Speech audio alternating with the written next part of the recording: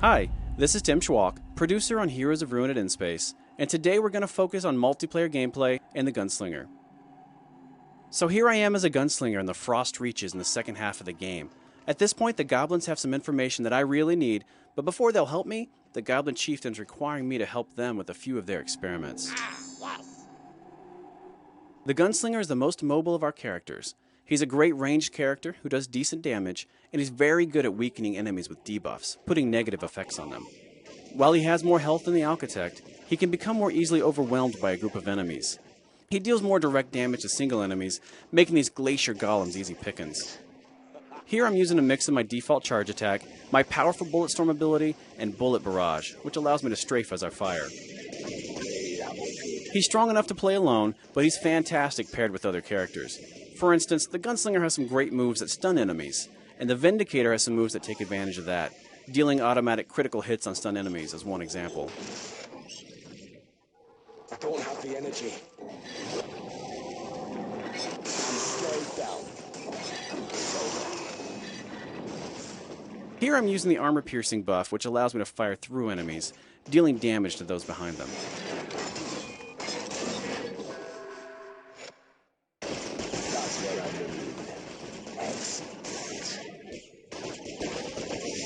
Oh yeah. Oh yeah. Hey, that will do. I'm stayed down.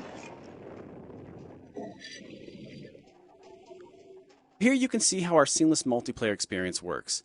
As a host, you'll get a notification when someone joins or leaves your game, and at that point, the difficulty of the level will adjust itself on the fly. Up to 3 others can join my game, either locally or over Wi-Fi, and these can be either friends or strangers. You can voice chat with friends over Wi-Fi, and you can even talk to non-friended players, if your system's parental control settings allow for it.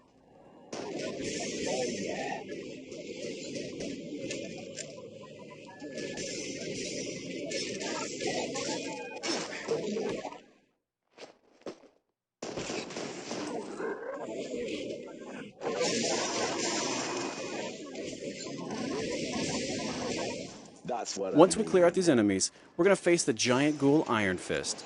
He shouldn't present too much of a challenge for us.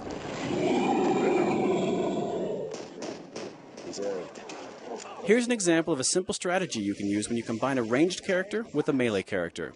The Savage can keep enemies at bay with a strong melee attacks while the Gunslinger fires at them from a safe distance. There are, of course, more in-depth strategies where specific powers are concerned, but this is a tried and true way to combine forces.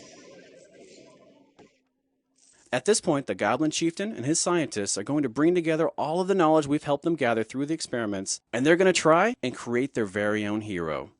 As with all battles in the game, this one actually becomes more difficult as additional players join the fray.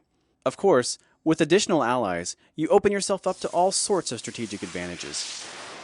Unfortunately, something goes terribly wrong, and we're left to clean up the mess. The Goblin Colossus attacks actually resemble some of the experiments you helped the Goblin scientists complete. The Goblin Colossus also becomes more dangerous as he nears death. He has a desperation buff that boosts his damage potential when he's low on health. One cool thing to note is that all buffs are shared between party members at certain distances when they're at their max level.